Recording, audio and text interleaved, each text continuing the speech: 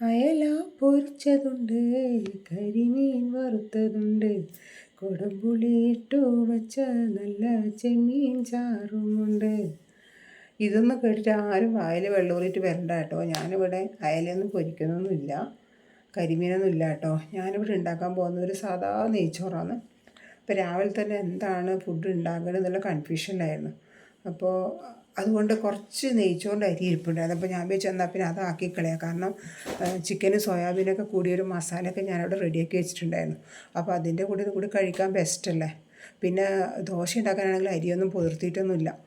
അതുകൊണ്ട് ഞാൻ വിചാരിച്ചു ഏതായാലും നെയ്ച്ചോറാക്കാം. അതിന് വേണ്ടി ഞാനൊരു പാത്രം അടുപ്പത്ത് വെച്ചിട്ട് അതിൽ പശുവിനെയൊക്കെ ഒഴിച്ച് ഉള്ളിയും ഒക്കെ നന്നായിട്ട് വഴറ്റുകയൊക്കെ ചെയ്തു. ആദ്യം അതിൽ എന്താ ചെയ്തത് വെച്ചാൽ പട്ടയില്ലേ, പട്ടയും ഗ്രാമ്പും ഒക്കെ പൊട്ടിച്ച ശേഷമാണ് ഉള്ളി വഴറ്റിയത്. ഉള്ളി വഴറ്റി അതിലേക്ക് ഞാൻ അരിയൊക്കെ ഇടുന്നതിന് മുമ്പ് വെള്ളമൊക്കെ ഒഴിച്ച് കൊടുത്ത് വെള്ളം നന്നായി തിളച്ചതിന് ശേഷമാണ് ഞാനതിൽ അരിയിട്ട് കൊടുത്തത്. അരി ഇട്ടതിന് ശേഷം അരി ഞാൻ ആദ്യമേ കഴുകി ഡ്രെയിൻ ചെയ്ത് വെച്ച അരിയായിരുന്നേ.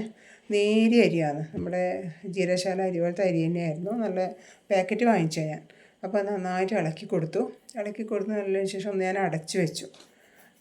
കാരണം എന്ന് വെച്ചാൽ ഞാൻ സ്റ്റീം ഞാൻ കുറച്ചിട്ടാണ് വെച്ചത് കേട്ടോ. കാരണം എന്ന് വെച്ചാൽ ഈ ചോറൊന്ന് നന്നായിട്ടൊന്ന് വെന്ത് കിട്ടണ്ടേ. അപ്പോൾ ഞാൻ കുറച്ച് സമയം കഴിഞ്ഞപ്പോൾ ഞാൻ ഒന്നും കൂടി എടുത്ത് നന്നായിട്ട് വീണ്ടും ഒന്ന് ചോറൊക്കെ ഒന്ന് മിക്സ് ചെയ്ത് കൊടുത്തു. അങ്ങനെ 2-3 തവണ ഞാൻ ചെയ്തിട്ടുണ്ടായിരുന്നു. പിന്നെ അത് മാത്രമല്ല, കുറച്ച് പശുവിനെ ഞാൻ കുറച്ചും കൂടി അതിലേക്കൊക്കെ മിക്സ് ചെയ്ത് കൊടുത്തു. പശുവിനെ ഉണ്ടെങ്കിലല്ലേ ശരിക്കും നെയ്ച്ചോറാവുള്ളൂ. മോനധികം എണ്ണയൊന്നും ഇഷ്ടമല്ല, എന്നാലും പശുവിനെ ആക്കാതെ നമുക്ക് നെയ്ച്ചോറ് നല്ല പെർഫെക്റ്റായിട്ട് കിട്ടില്ലല്ലോ. അപ്പോൾ അതൊക്കെ ഏകദേശം റെഡി ആയിട്ടുണ്ട്. ഞാൻ വീണ്ടും പശുവിനേക്ക് ആക്കി നന്നായിട്ടൊന്ന് മിക്സാക്കി അവിടെ അടച്ചു വെച്ചു. ഏകദേശം ഒരു ദം പോലെ ആവാമെന്ന് വെച്ചിട്ടാണ് ഞാനവിടെ വെച്ചത്. കാരണം അതിന് വേവ് കുറച്ചൊരു കുറവുപോലെ എനിക്ക് തോന്നി. അതുപോലെ തന്നെ അവിടെ അടച്ചിട്ട് അവിടെ വെച്ചിട്ടുണ്ടായിരുന്നു. അപ്പോൾ നിങ്ങളൊക്കെ എങ്ങനെയാണ് നെയ്ച്ചോറ് ഉണ്ടാക്കുന്നത്? കുക്കറിലാണോ അതോ ഇതുപോലെ സാധാരണയുള്ള പാത്രത്തിനാണോ നെയ്ച്ചോറ് ഉണ്ടാക്കാറ്?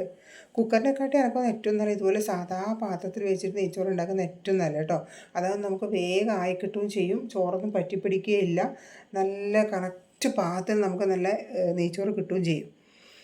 അപ്പോൾ എൻ്റെ നെയ്ച്ചോറ് ഇവിടെ ഇങ്ങനെ ദമ്മിലിങ്ങനെ ഇരിക്കുവാണേ.